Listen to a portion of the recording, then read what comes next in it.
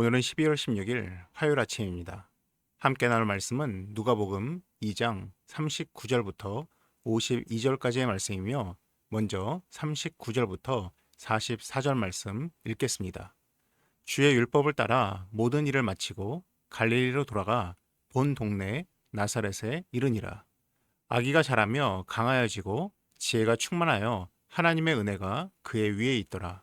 그의 부모가 해마다 6월절이 되면 예루살렘으로 가더니 예수께서 12살 되었을 때에 그들이 이 절기에 관례를 따라 올라갔다가 그 날들을 마치고 돌아갈 때에 아이 예수는 예루살렘에 머무셨더라. 그 부모는 이를 알지 못하고 동행 중에 있는 줄로 생각하고 하룻길을 간 후 친족과 아는 자 중에서 찾되 이제 요셉과 마리아는 갈릴리의 나사렛에 정착을 했습니다. 예수님은 육적으로 강하여지고 지혜가 충만해져 갔습니다. 무엇보다 하나님의 그 은혜가 위에 머물면서 성장을 하기 시작했습니다. 그러한 성장을 거쳐 예수님이 12살이 되었습니다. 그 당시 유대인들은 13번째 생일이 시작되면 성인으로서 모든 율법을 준수하기 시작했습니다. 율법에 따르면 모든 유대 남자들은 해마다 6월절, 오순절, 장막절에는 예루살렘 성전으로 순례를 가서 예배를 드려야만 했습니다. 아직 예수님은 12살 소년이었지만 종종 유대인 부모들은 1년 전 미리 데려가는 관습이 있었습니다. 요셉과 마리아도 예수님을 데리고 6월절에 예루살렘 순례를 떠났습니다. 화면에 있는 지도에 나오듯이 나사렛에서 사마리아를 거쳐 예루살렘에 이르는 여정은 결코 쉬운 길이 아니었습니다. 이 길은 산길이 많았고 사마리아 사람들은 유대 사람들에게 적대적이었으며 종종 강도들의 공격도 있었습니다. 물론 사마리아를 거치지 않고 요단강 동쪽의 왕의 대로를 통과하면 되지만 거기는 유료 도로였습니다.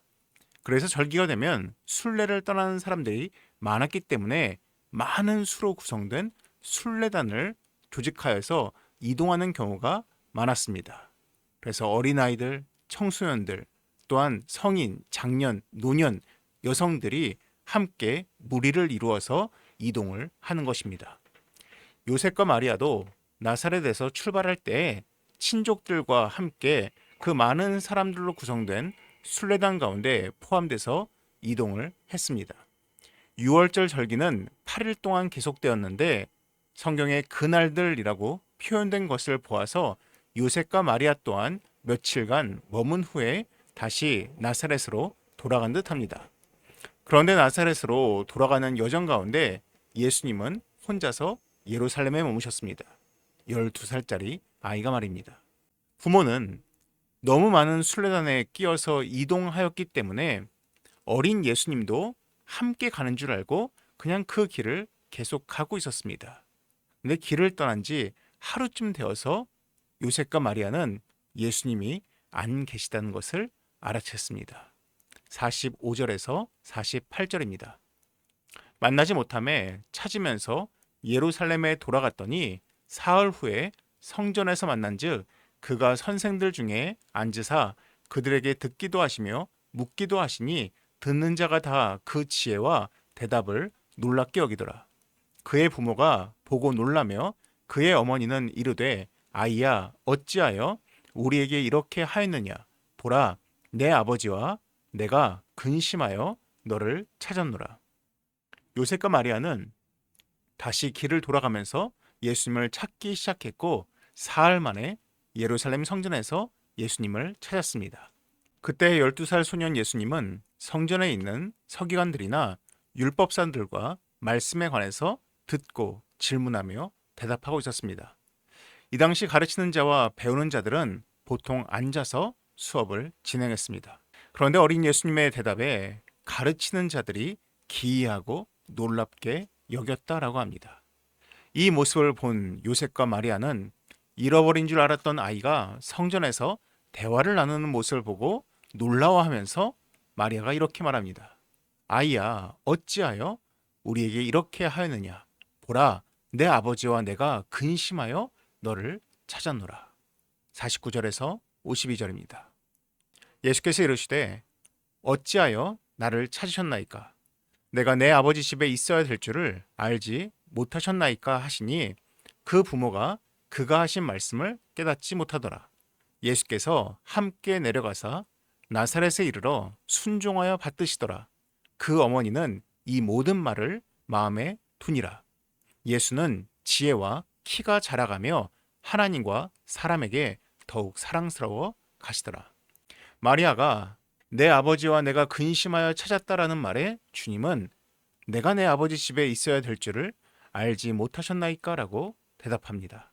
주님이 말씀하신 내 아버지는 요셉이 아니라 하나님을 가리킵니다. 예수님의 이 대답을 통해서 우리는 알 수가 있습니다. 이미 예수님은 이때 본인이 하나님의 아들임을 알고 계셨습니다. 또한 비록 나이는 어리지만 주님은 이미 하나님의 말씀에 능하였습니다.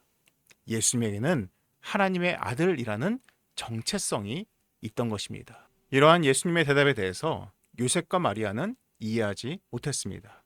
그런데 전 여기서 이후에 예수님의 행동이 놀랍게 다가옵니다. 예수님께는 이미 하나님의 아버지 되시고 내가 하나님의 아들이라는 정체성이 있었습니다. 더욱이 이제는 부모도 예수님의 말씀을 이해하지 못할 정도의 이질감이 존재했습니다.